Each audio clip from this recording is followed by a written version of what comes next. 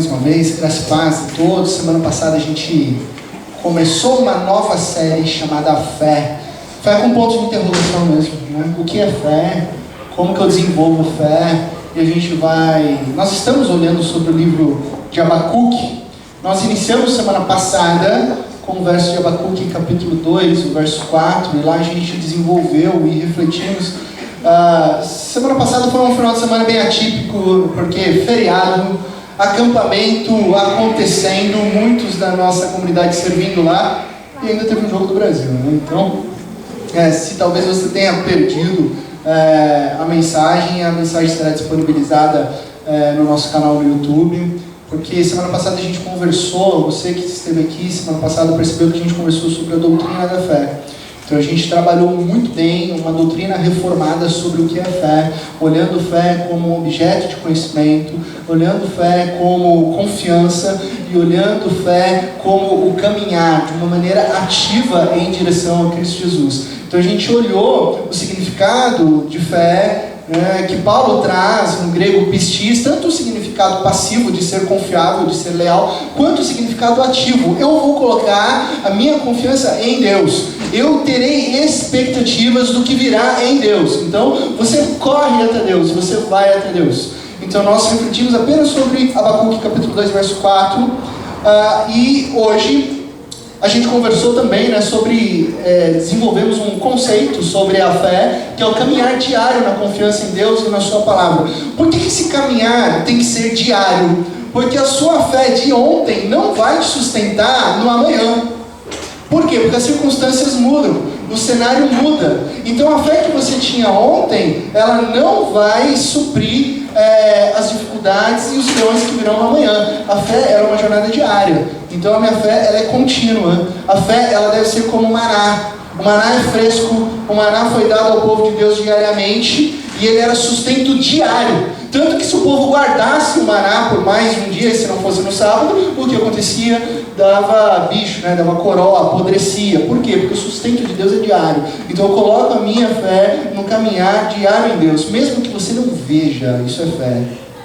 Que é fácil confiar quando você sabe, quando você olha, quando você vislumbra. O difícil é confiar quando você não vê, ou quando você não entende o que está acontecendo. Aí você coloca a sua fé em Deus até você ver o que acontece. Isso é fé.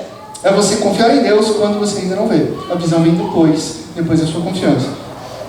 Então hoje a gente segue em Abacuque, no capítulo 1. Então eu vou te dar um tempo aí para você abrir sua Bíblia, para você encontrar o livro de Abacuque. Abacuque fica lá escondidinho no Antigo Testamento.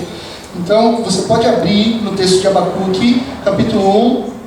Ele fica entre os profetas menores, ali do lado de Naum. Ajudou?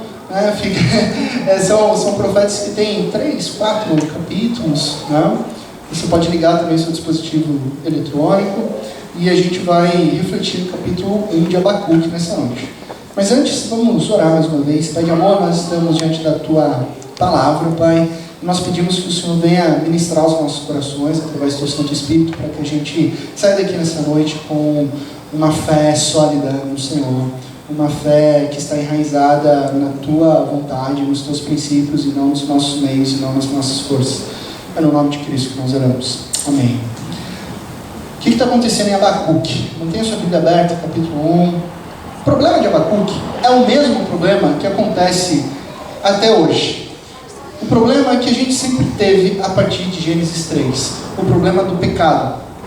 Pecado, você que tem caminhado comigo ao longo desse ano, já percebeu que eu não uso a palavra pecado como atitudes pecaminosas, né? Quando eu trabalho a palavra pecado, eu não estou falando sobre mentira, sobre inveja, não. Isso são atitudes pecaminosas.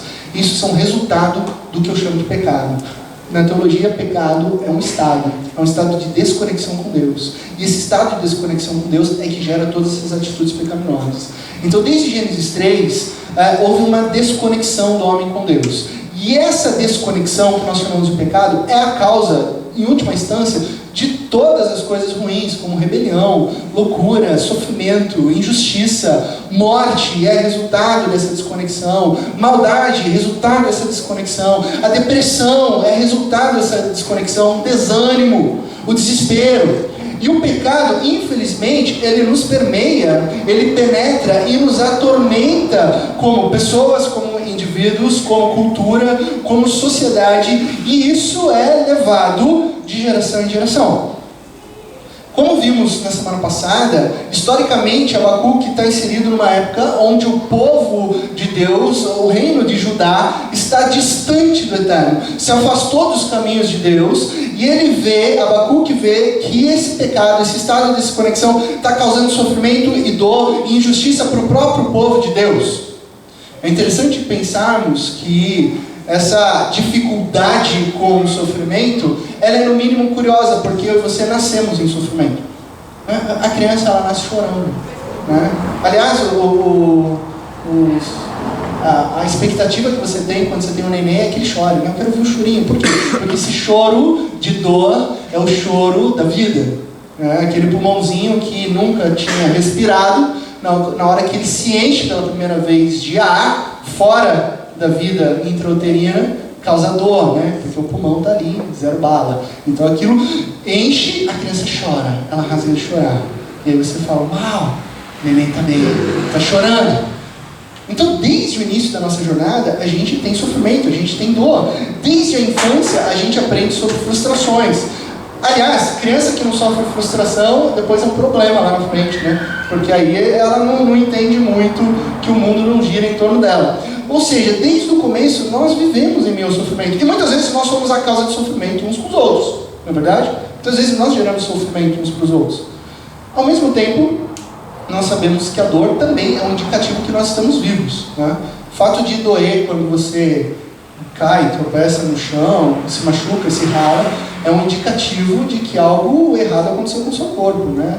A biologia é um sistema de autodefesa. Opa, não vou colocar minha mão aqui no fogo, porque senão vai queimar. Então esse sofrimento que vem no pacote da vida humana, ao mesmo tempo, nos é estranho.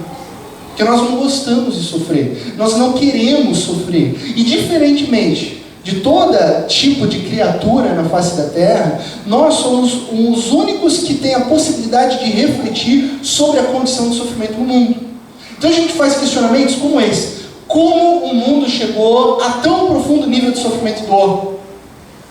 Então a gente percebe que as coisas elas não estão encaixando. Elas não estão corretas, elas não estão certas. Como que nós reagimos diante disso? Como que nós lidamos com o sofrimento, com a dor? Por que maldade? Por que injustiça? Por que dor? Por que dói em mim? Por que dói nele? Por que a morte vem, nos separa, machuca, arrebenta com o meu interior? Por que as coisas são como são? E por que não são do jeito que nós gostaríamos que fossem? Esse é o nosso questionamento, várias fases da vida. Então as filosofias e as religiões, elas martelam esse grande questionamento na grande bigorna do pensamento humano. A origem do sofrimento, por que do sofrimento, por que acontecem coisas terríveis. Uma visão deísta vai afirmar, bom, esse Deus que é bom, ele criou todas as coisas e como um grande relojoeiro ele deu corda e partiu. Afinal, o homem que estragou, então esse Deus sumiu. Essa é uma visão deísta, que crê num Deus, mas que crê num Deus ausente.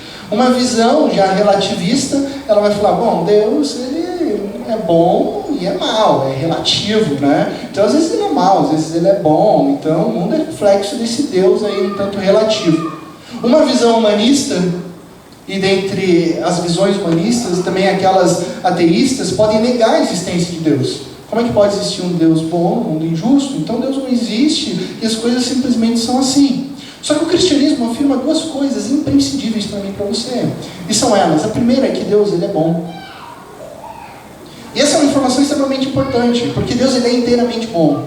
Quando nós lemos no Antigo Testamento e nós vemos como aqueles que temem a Deus se portam diante de Deus, inclusive os anjos, eles chamam Deus, eles não nomeiam Deus de santo. Eles não nomeiam Deus de santo, santo. Eles nomeiam Deus de santo, santo, santo. Na cultura judaica, na literatura hebraica, a repetição ela vai se aprofundando para um rumo de perfeição. E Deus, ele é santo, santo, santo. Nele não há pecado algum. Nele não há mal nenhum. Nele não há nenhuma desconexão, nenhuma dor, nenhum sofrimento. Ao mesmo tempo, a Bíblia nos afirma que Deus ele é soberano. Então nada foge do controle das mãos dele. Então tudo está debaixo do controle dele. Ele dá uma certa liberdade para mim e para você, uma vez que Deus não brinca de The Sims, né? Aquele jogo que você vai controlando os bonequinhos. Deus não está brincando de The Sims comigo, com você, nos controlando. Não, Deus nos dá uma certa liberdade, mas nada foge do controle, da soberania e da vontade dele. Agora, quando a gente olha para esses dois princípios, e aí a gente olha para o mundo, para a situação do mundo, aí que a gente se questiona, como pode um Deus bom e soberano estar inserido nisso? Então onde Deus está? Se Ele é bom e se Ele é soberano. Então o que Ele está fazendo? Por que Ele não arruma a minha vida? Por que Ele não mexe com essa injustiça que está acontecendo comigo? Com essa injustiça que está acontecendo com o meu vizinho, com o meu próximo? Então esse é um questionamento de Abacuque. Abacuque começa justamente com esses questionamentos. Se Deus é bom, eu sei que Ele é bom, Ele é justo, eu sei que Ele é justo, Ele é soberano, e Ele tem o controle de todas as coisas, por que Ele não age com justiça quando eu vejo as pessoas sofrendo? E agora eu quero delinear com você esses questionamentos primários de Abacuque. O primeiro questionamento dele é esse: até quando, Senhor? Até quando, Senhor, clamarei por socorro sem que Tu ouças? Deus, eu estou clamando. Deus, até quando? Já passou do tempo, já passou do time, meu coração está rasgado. Eu quero que o Senhor faça alguma coisa. O Senhor não está me ouvindo? E talvez essa seja a sua pergunta nessa noite. Deus, eu preciso de ajuda. Deus, você disse que responde às orações, mas eu oro e você não me ajuda. Você não me ouve. Por quê? Eu sei que você é bom porque você disse que é. Eu sei que você ouve as minhas orações, porque a tua palavra diz lá no Salmo que Ele ouve as nossas orações. Eu sei que você pode agir, porque ao longo da história da humanidade você agiu na vida de tantas pessoas fiéis ao Senhor. Mas por que quando eu oro nada acontece? Não sei você, mas eu já passei por esse questionamento. Por que na minha vez? Por que o Senhor não responde? O Senhor não se importa? Imediatamente Abacuque faz um segundo questionamento. Até quando, Deus, eu vou ter que gritar? A questão não é comigo, Senhor. É a violência que eu estou vendo. A violência sobre o seu povo. Até quando eu vou rasgar minha alma pedindo, nos resgata, nos salva? Até quando? Eu estou observando todas essas decisões dos perversos, as decisões sobre os vulneráveis, sobre os marginalizados. Eu estou vendo o ímpio prejudicando o justo. Isso não é certo. A violência, Senhor, Abacuque diz, assassinatos, estupros, corrupção, opressão contra os excluídos, opressão contra os marginalizados, opressão com a viúva, opressão com o pobre. Está um caos. Eu grito, para com essa violência. E você não aparece. Por que o Senhor não aparece? Porque o Senhor não vem e salva. Aí vem o terceiro questionamento. Por que o Senhor me deixa ver a injustiça com o teu próprio povo, contemplar a tua maldade? A gente percebe que Abacuque está cansado. Estou farto, Senhor. Eu não aguento mais. Eu não aguento mais ver essa injustiça. Eu sei que o Senhor é bom, eu sei que o Senhor é fiel, só que eu não estou entendendo nada. Isso não faz sentido algum. Eu estou cansado. Eu vejo, Senhor, o ímpio criando, crescendo, desenvolvendo, tendo crianças, tendo filhos, e eu vejo o justo querendo ter uma criança e sofre de infertilidade. Por que, Deus? Deus, eu vejo pessoas antiéticas ganhando trabalhos, não trabalhando da maneira correta, prosperando, e eu vejo gente séria, eu vejo justo procurando emprego e no estado de desemprego. Deus, eu não entendo. Parece que não tem nenhum pingo de justiça comigo, não tem um pingo de justiça com o teu povo, eu não vejo justiça no mundo, então chega. Esse é o questionamento de Abacuque 2.600 anos atrás. Aí 2.600 anos depois, você liga a TV e o que você descobre? Você descobre o terrível mundo em que nós vivemos hoje. E aí você descobre que nós estamos numa grande fossa, que nós estamos vivendo num mundo desconectado, ao mesmo tempo que nós queremos sair desse lugar o quanto antes. Cristo Jesus, volta que eu preciso estar contigo. Não aguento mais o sofrimento, não aguento mais a dor. Então as perguntas de Abacuque, elas são as nossas perguntas.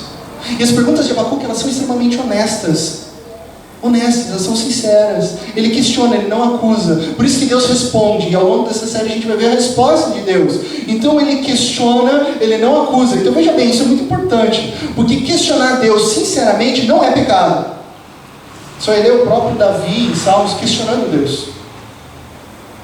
Tem um exemplo assim muito legal que acontece assim quase que na mesma situação. Se você abrir o Evangelho de Lucas, Lucas capítulo 1, o anjo aparece para Zacarias e Isabel fala: você vai ficar grávido, vocês ficarão grávidos. E ele fala: você está de brincadeira, anjo, não vai ficar coisa nenhuma, a gente não tem idade para isso mais. Ele duvida, ele acusa Deus, ele faz a mesma pergunta sem fé. O que acontece? Então, porque você não creu, você vai ficar mudo até o dia que nascer teu filho, o anjo diz. E aí Isabel engravida e tem João Batista. Imediatamente depois, no próximo texto, o mesmo anjo aparece para Maria e fala assim: você vai ficar grávida. Ela fala: anjo, você está de brincadeira, eu sou virgem e eu não tive nenhuma relação. E Deus fala, o anjo fala: não, vai acontecer isso, o Espírito Santo virá sobre você. Zacarias foi punido, Maria não. Por quê? Qual a diferença? Zacarias duvidou, Zacarias acusou, Maria não. Maria fez uma pergunta sincera: Deus, eu não estou entendendo, como que vai acontecer? Percebe a diferença? Ela é sutil, principalmente quando a gente está envolvido nos nossos medos, nos nossos sofrimentos. Questionar é uma coisa, acusar é outra, e a relação, o limite é muito próximo. Eu lembro de uma mulher que ela perdeu seu marido, que faleceu devido a um ataque cardíaco. Do nada, ela fica com 2 filhos, um menino de 7 e outro piazinho de 5. E em meio à dor, em meio ao sofrimento, ela está lá na cozinha e fala: Deus, você matou o meu marido. Deus, por que você fez isso? Deus, por que você me deixou viúva? Por que o Senhor deixou os meus filhos sem pai? Ela acusa Deus, ela não questiona Deus. E a mensagem que ela passa para os seus filhos foi: Deus matou o pai de vocês. Então, em tempos de dor, a gente tem que tomar cuidado com o nosso coração, porque acusar o Criador vai nos distanciar dele, quando questioná-lo com sinceridade, como Abacuque, nos faz correr para ele. Essa é a mensagem. Por isso que Abacuque é um ótimo exemplo para mim e para você, porque ele nos ensina que, em meio a dúvidas e sofrimentos, você não corre para a filosofia, você não corre para o teu coração, você não corre para os conhecimentos humanos, você não corre procurando situações humanas, você corre para Deus. E essa honestidade de Abacuque traz inclusive até uma tensão para um diálogo com Deus. Abacuque são 3 capítulos. A lição de casa da semana passada foi: a gente lê um capítulo por dia. Numa semana você lê 2 vezes Abacuque. Você vai ver que é um diálogo. Diálogo. Abacuque pergunta, Deus responde. Abacuque pergunta, Deus responde. Abacuque fala: por quê? Deus, fica tranquilo. Abacuque fala: mas como vai ser? Eu estou sob controle. Abacuque, como vai ser? Deus, cala a boca e confia em mim. Abacuque 3, o que ele diz? Ok, Senhor, vou calar a boca e vou confiar no Senhor. Então é super tranquilo. Essa é a narrativa de Abacuque. Simples e fácil. Mas essa tensão no diálogo, que é interessante. Peraí, Deus, eu que sou falho, eu que sou pecador, eu estou vendo toda essa injustiça, eu estou vendo toda essa violência, como que você, sendo santo, santo, santo, tolera isso daí? Esse é o questionamento de Abacuque. E olha só o que Abacuque relata, como se Deus não soubesse, mas Abacuque quer colocar o panorama. Abacuque quer falar: Deus, como você, sendo santo, tolera que aconteça isso? Olha só o que ele coloca no texto bíblico, o verso 4 e 5, por favor. A destruição e a violência estão diante de mim. Eu estou vendo, Senhor, a luta, a conflito por todo lado. E sabe o que está acontecendo, Senhor? A lei, ela enfraqueceu. A justiça nunca prevalece nessa sociedade. Os ímpios prejudicam os justos. E assim, a justiça, ela é pervertida. Então o questionamento de Abacuque é: onde está a paz? Onde está a compaixão? Onde está a justiça? Não tem. Se tem uma coisa que a gente aprende com a política do reino de Israel, no Antigo Testamento é sobre a política de um povo de Deus, é o seguinte: isso aplica para os nossos dias hoje e sempre aplicará. Você quer paz no reino, você precisa de justiça. É a justiça que gera shalom. Sem justiça não há shalom. Sabe por que a gente não tem paz aqui no Brasil? Porque a gente não tem justiça.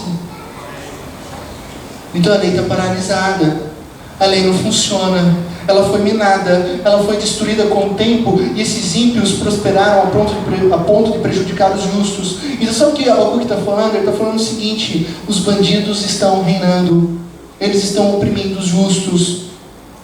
Sabe o que o povo está fazendo? Aqueles que lideram, que têm o coração longe de Deus, estão oprimindo a viúva, estão oprimindo o pobre, estão oprimindo o vulnerável. Então a justiça está corrompida. Ele usa a expressão, ela está pervertida, ela está completamente invertida. Não se trata apenas de indivíduos específicos, de pessoas físicas, mas sim toda a sociedade de Judá, toda a sociedade de Israel, toda a cultura está ali desestruturada. As famílias desestruturadas, os sistemas corruptos, onde as pessoas que Deus colocou no lugar para amar, para proteger, para servir, para nutrir, para garantir a justiça, para criar consequências e impedimentos para crimes, pessoas que Deus colocou em lugares de liderança para proteger o povo, na verdade estão se mostrando as mais perversas. O que está acontecendo? Os pais não estão protegendo os filhos, estão abusando deles. A polícia não está aplicando a lei, ela está quebrando a lei. Os advogados não estão buscando o direito, estão buscando o lucro. Os juízes não se importam mais com a justiça, mas sim com o poder. E as autoridades não estão mais representando o interesse do povo, só querem o seu próprio ganho egoísta. Essa é a situação governamental no contexto de Abacuque. E aí eu te pergunto, 2.600 anos depois, qual é o cenário hoje? Levanta a mão aqui quem acredita no Senado brasileiro.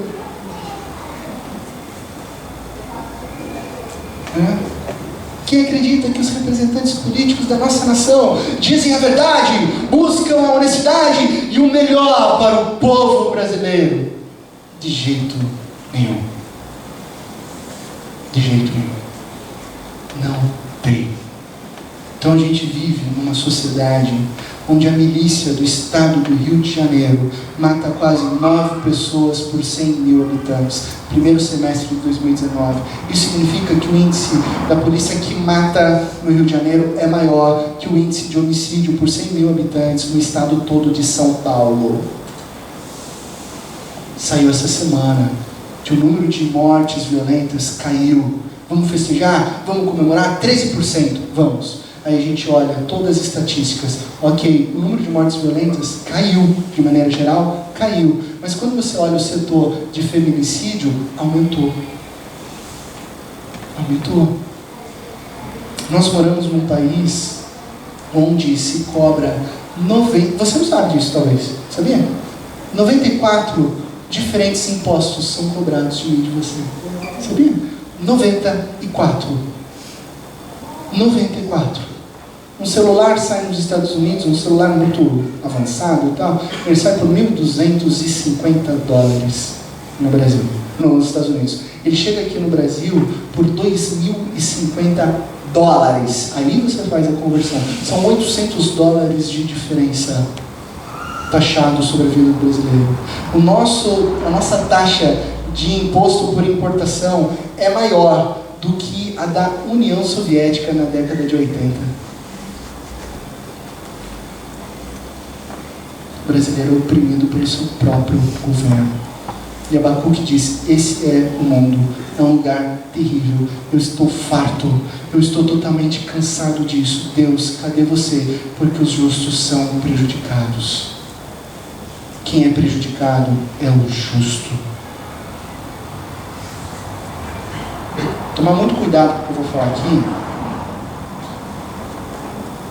mas como voz profética que a igreja tem que ter, e diante de Deus eu tenho que ter, não posso vir nem da cidade, eu não posso vir nem da religiosidade, tenho que aprender com João Batista vir do deserto. Mas essa semana, um pedreiro, numa noite, ele antes de dormir, ele sabia que ele tinha 5 anos de trabalho para sua aposentadoria, e ele ia aposentar dentro de 5 anos e receber R$1.800. Ele dormiu, ele acordou na outra noite, no outro dia, tendo que trabalhar 10 anos para receber R$1.100. Foi isso que aconteceu. Os bancos estão livres de pagar impostos da Previdência. Foi isso que aconteceu. Eu sei qual partido tirou, mas não vou falar aqui, não precisa. Um delegado federal continua aposentando com 15 mil e vai trabalhar até 53 anos. Ele continua aposentando com 15 mil. O professor não. O cara que carrega saco de 50 quilos de cimento e com 40 anos tem 5 hérnias na costa, ele vai ter que trabalhar até os 60. Só que será que ele vai sobreviver até os 60? Então foi isso que aconteceu. Você pode pensar o que você quiser. Pastor é de tal partido, da esquerda, da direita. Minha ideologia é Cristo Jesus e o Evangelho. Porque se você pegar PSDB, PMDB, PT, PSOL, PSL, se juntar tudo, não sobra ninguém, tá? A nossa justiça não vem de homens, a nossa justiça vem de Cristo Jesus. Só que o justo está sendo oprimido. O povo perece por falta de conhecimento. Os justos são prejudicados. Isso num contexto político. Aí você se lembra das tragédias que a gente passou aqui, gente. Pessoas que perderam tudo com rompimentos de barragem e não receberam nada. Não foram ressarcidas. Cidades que pararam de produzir e viraram cidades fantasmas. Com essa onda de frio, tem gente morrendo de fome, morrendo de frio. Não está longe da gente.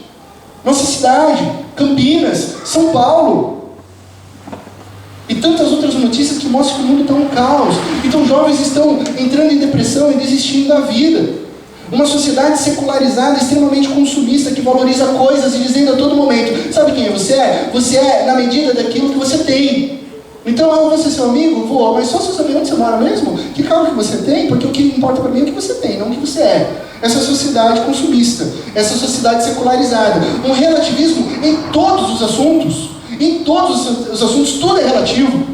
O jeito que você se porta no seu casamento é relativo. O jeito que você ajusta as suas finanças é relativo. O jeito que você se porta uns com os outros é relativo. O Deus que você tem é relativo. Então esse relativismo vai gerando indiferença. Eu fico no meu mundinho, você fica no seu. E se você morrer, se você adoecer, se você passar por dificuldade, o problema é seu, porque eu sou individual. Um permissivismo. Nós vivemos um permissivismo somado a um hedonismo que tem destruído e minado a sexualidade de jovens e adolescentes. É isso que tem acontecido. Na onde? Na sua casa. Mas como assim, pastor, na minha casa? Com o seu filho adolescente, então você é na sua casa. Não, como assim? Não, na minha casa não acontece nada, eu estou lá de olho. Ah, é? Seu filho tem Netflix? Na sua casa está acontecendo isso. Então violência, corrupção, secularismo, inversão de papéis e distanciamento de Deus. Abacuque diz: eu estou cansado. Eu não aguento mais. Eu estou frustrado. As coisas só pioram. Deus, o Senhor precisa fazer alguma coisa. O Senhor precisa acabar com todas as coisas. O Senhor precisa voltar. Aí Deus começa a responder a Abacuque. E aí o texto vai ficando mais interessante ainda. Porque na Abacuque, no verso 5, Deus responde: olha as nações e contempla-nas. Fiquem atônitos e pasmem, pois nos seus dias farei algo em que não creriam se a vocês fosse contado. Deus está aqui dizendo: Abacuque, você perguntou, mas eu vou te dizer, mas era melhor você nem saber, não era melhor você nem ter perguntado, porque agora eu vou te dizer o que vai acontecer. Eu vou fazer algo. Você está cansado, Abacuque? Eu também estou farto. Eu vou agir. Coloque-se no meu lugar, porque eu sou santo. E você vai perceber que todas essas ofensas que você está indignado são contra mim. Então acabou. Eu vou agir e vai ser assim. No próximo verso ele diz: eu estou trazendo os babilônios. Nação cruel e impiedosa, que marcha por toda a extensão da terra para apoderar-se de moradias que não lhe pertencem. E Abacuque: quem? O Senhor vai fazer justiça para o seu povo com quem? Com os babilônios? Mas peraí, Senhor, os babilônios são as piores pessoas. Os babilônios são terrivelmente babilônios. Para você ter uma ideia, depois fica uma lição de casa. Você abre lá em 2 Reis, capítulo 25, e você vai ver a história do rei Zedequias. Ele foi mal perante o Senhor, agiu mal diante do povo, a história de Judá. Aí os babilônios pegam o rei Zedequias, os babilônios, esses caras aqui, pegam o rei Zedequias, prendem ele e traz para a Babilônia. Aí fala: agora, Zedequias, a gente vai acabar com você, porque você foi preso. Só que antes a gente vai fazer um negócio aqui. Cadê todos os seus filhos? Não sei. Cadê os seus filhos? Eu não sei. Daí o rei responde, eu sei, seus filhos estão aqui. Então ele coloca todos os filhos do rei Zedequias na frente dele. E aí o rei ordena, matem todos os filhos na frente do rei. E eles vão lá e matam todos os filhos do rei Zedequias. Aí o rei da Babilônia diz, e essa vai ser a última coisa que você viu para você guardar na sua memória. Vem com uma lança cheia de... que ficou na brasa quente e fura os olhos do rei Zedequias e o prende numa prisão. Esse é o povo babilônico. Esse é o povo que Deus está levantando para fazer justiça para o seu próprio povo. Então trata-se da maior força militar da época. Eles são cruéis. Se eles querem a sua casa, eles te matam. Se eles querem, se a família reclama, eles te matam. Se você procura o vizinho, procura uma justiça, um tribunal, eles matam os seus vizinhos, eles matam os advogados, eles matam os juízes. Se eles querem a sua cidade, eles saqueiam tudo, matam donos, todos e tomam. Se eles querem a sua esposa, eles te matam e tomam a sua esposa. Se eles querem a nação, eles abatem todos. Eles vão aonde querem e fazem o que quiserem, porque esses são os babilônios. Pensa a situação de Abacuque ouvindo tudo isso. Não para por aí, versos 7 e 8. É uma nação apavorante e temível, que cria sua própria justiça e promove a sua própria honra. Seus cavalos são mais velozes que os leopardos, mais ferozes que os lobos no crepúsculo. Sua cavalaria vem de longe, seus cavalos vêm a galope, vêm voando como ave de rapina que mergulha para devorar.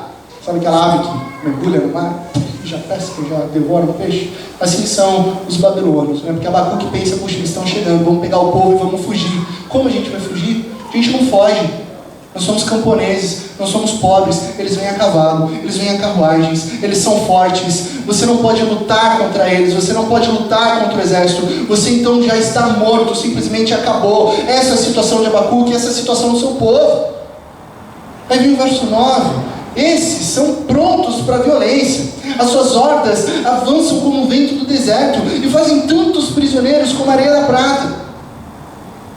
Qual que é a motivação deles? É violência. É pronto para a violência, não é negociação. Com Babilônia não há negociação. Não há paz. Eles não vêm para negociar. O conceito de paz deles é, a gente mata e a gente tem paz. Vocês são os meus inimigos, eu acabo com vocês e aí a gente tem paz. Então quando todos estão mortos, aí eles se sentem bem. Eles são implacáveis. Eles são conhecidos na história da humanidade como um povo implacável, a ponto de menosprezar e zombar dos governantes. Eles riem de todas as cidades fortificadas, pois constroem rampas de terra e por elas as conquistam. Eles zombam porque eles têm a certeza que no fim do dia eles matarão todos na espada. É interessante pensar que naquele tempo as cidades, elas tinham uma sensação de proteção devido aos seus muros. Então, muros fortes, cidade protegida. Porém, não para os babilônios. Esse muro não traz mais sensação de segurança e proteção. Quando se trata de babilônios, eles tinham estruturas prontas de rampa que permitiam a invasão dentro da cidade. E aí os muros que antes eram boas táticas de defesa, de segurança, se tornavam o quê? Uma armadilha. Encurralavam o povo. Seria como se um bandido pegasse a chave da sua casa, sabe? Te trancasse para dentro, jogasse a chave para fora e pulasse lá. E aí, você está dentro da sua casa sem poder sair. Você está encurralado. E aí vem o último verso da nossa reflexão, verso 11, que diz: depois eles passam como o vento e prosseguem, homens carregados de culpa que têm por Deus a sua própria força. Essa é a resposta de Deus para Abacuque. Homens carregados de culpa, cujo próprio discernimento, força e capacidade se tornam o Deus deles. Então eles são jovens, eles são fortes, eles são imprudentes. Você não dialoga com o imprudente. O imprudente, ele age. Você não luta com alguém que é forte, porque ele te vence. Você não supera alguém que é jovem. Então essa é a situação do povo de Deus, essa é a situação de Abacuque, e esse é o plano de Deus. Essa é a justiça de Deus sobre o povo de Judá. Deus está usando um povo extremamente implacável e cruel para julgar a nação de Judá. Então Abacuque está dizendo: eu estou farto disso. Deus, você vai fazer alguma coisa? Deus diz: eu também estou farto disso. Ok, Abacuque, que tal justiça? E aí quando Deus explica a justiça, a gente não gosta da resposta de Deus. Por que a gente não gosta? Porque a gente não gosta de ser disciplinado. A gente quer que Deus conserte todas as coisas, Mas a gente não gosta de tratar. Ah, Deus, conserta, mas não trata ali, não. Eu vou continuar fazendo desse jeito. Dá só uma ajudada aqui. E aí a gente quer, né, nesse mundo secular, a gente começa a ter uma visão de Deus como se ele fosse um gênio da lâmpada. Deus, faça os meus desejos. Deus, realiza os meus gostos. Né? Trazer uma mensagem hoje dessa para a comunidade é um desafio para a nossa sociedade. É um desafio para mim, é um desafio para você. Vim aqui e ouvir que Deus trata, que Deus disciplina. Seria muito mais fácil a gente ir para um culto onde falasse só que Deus é bom, que eu sou filho do rei, que vai dar tudo certo para mim, que mas Deus é justo.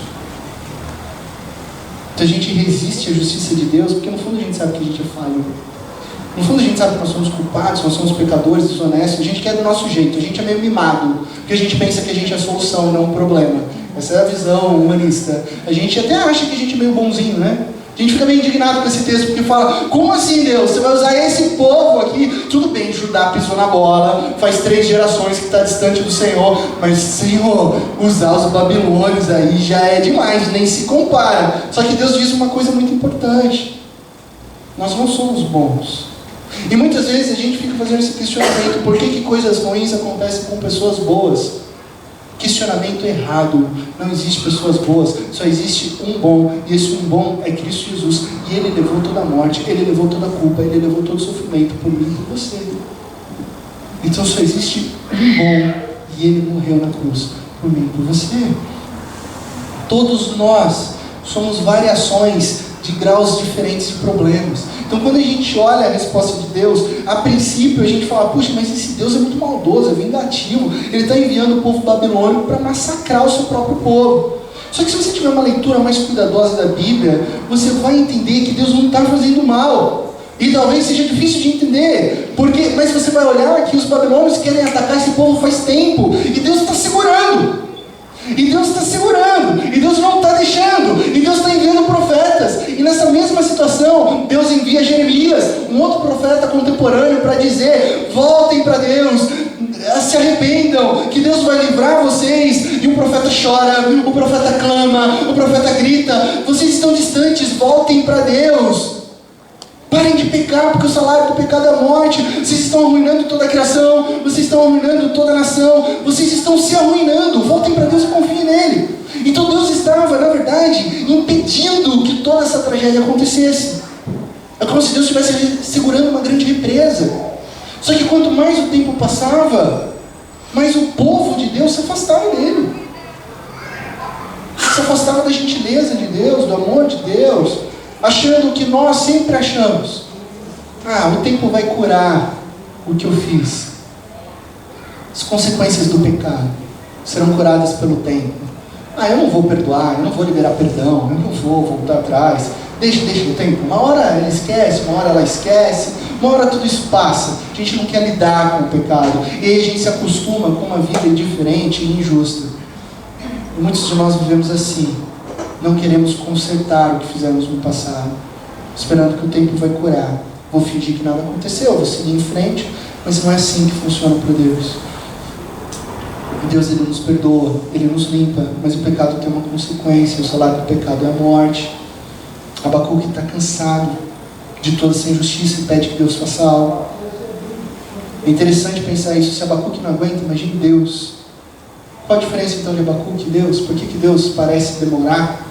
Porque na verdade Deus não demora, na verdade Deus é paciente, Deus dá novas chances, Deus continua chamando o povo, volta para mim, Deus envia o profeta Jeremias, o povo não se arrepende, e aí chega o momento em que Deus fala, ok, agora eu vou ter que agir.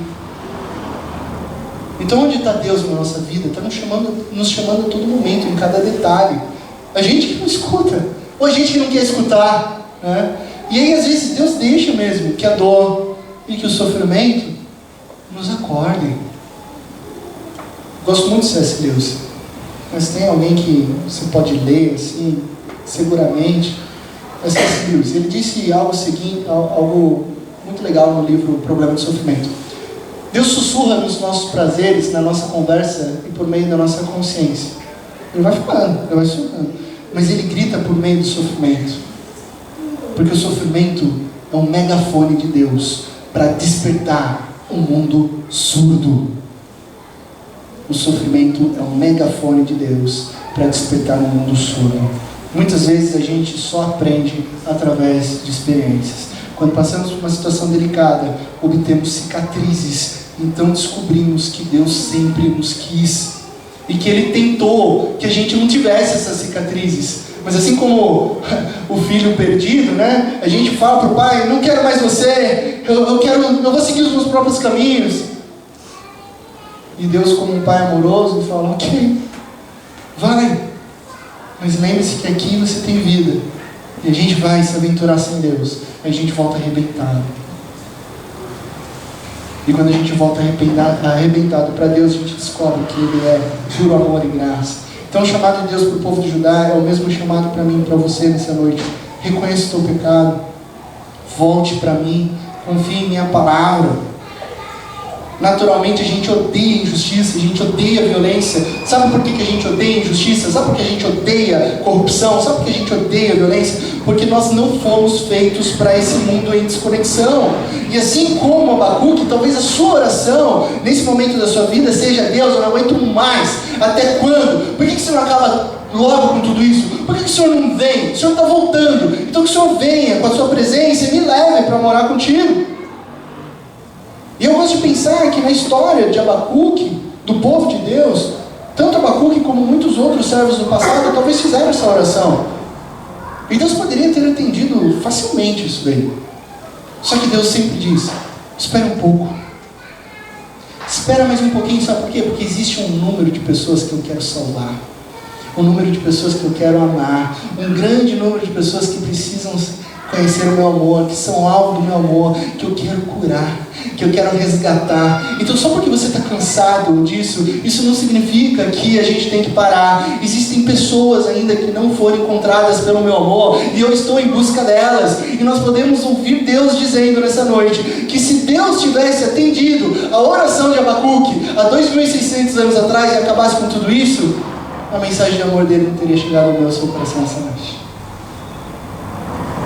Já parou para pensar nisso? Deus fala para Abacuque: espera um pouco, porque 2.600 anos depois eu vou amar uma comunidade chamada Igreja Presbiteriana da Água, e eu vou cuidar dessas pessoas, eu vou salvar essas pessoas, eu vou resgatar essas pessoas nessa noite.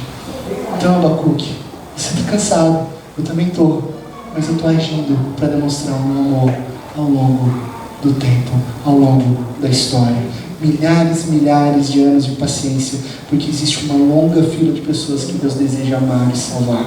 Graças à paciência de Deus, Ele nos encontrou. Então você está cansado desse mundo injusto? Deus entrou nesse mundo injusto para te resgatar.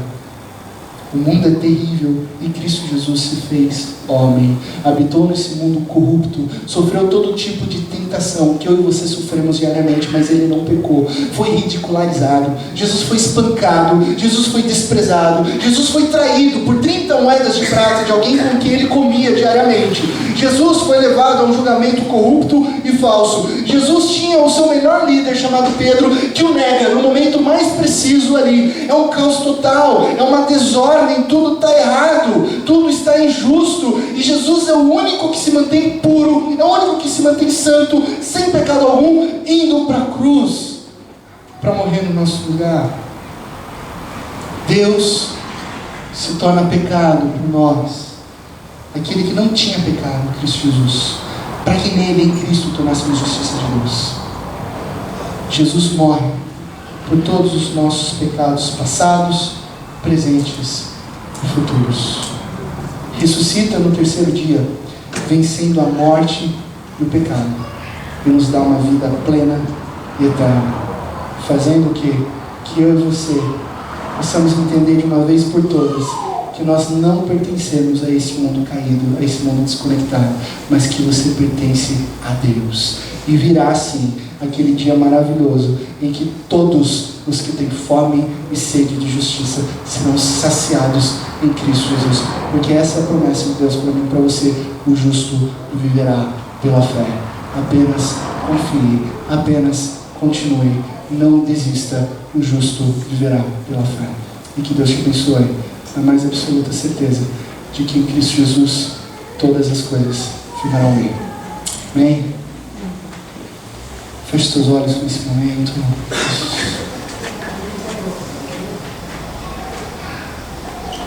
Talvez você esteja passando por uma situação na sua vida em que a dor e o sofrimento estejam extrapolando todos os teus limites. E você tem gritado: Deus, até quando? Eu não aguento mais. E de fato nós não aguentamos essa dor. De fato, nós precisamos do Pai. Por isso, não corra de Deus, mas corra para Ele. Coloque toda a sua confiança em Deus. E se falta confiança, diga para Ele nessa noite: Deus, me ajuda a confiar em Ti, mesmo quando me falta confiança. Que seja a Tua voz, que seja os Teus olhos, que seja as Tuas mãos, a Tua graça e o Teu amor a me guiar nesse mundo que é injusto, colocando a certeza de que eu vivo a vida plena em Cristo Jesus. Converse com Deus, entregue uma oração a Ele, nomeie a tua dor. Deus, dói isso, me ajuda nisso. Eu quero viver pela fé.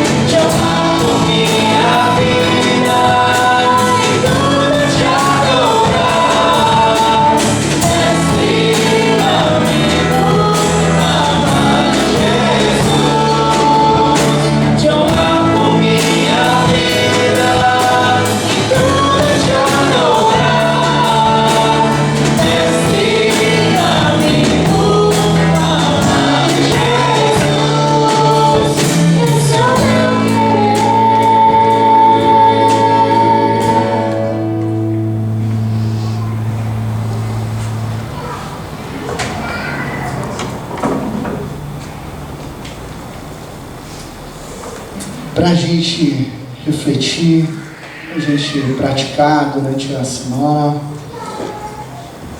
O Senhor, Ele não demora em cumprir a sua promessa. Como julgam alguns, 2 Pedro capítulo 3, verso 9, diz que, ao contrário, nosso Deus é paciente com vocês, não querendo que ninguém morra, que ninguém pereça, mas que todos cheguem ao arrependimento.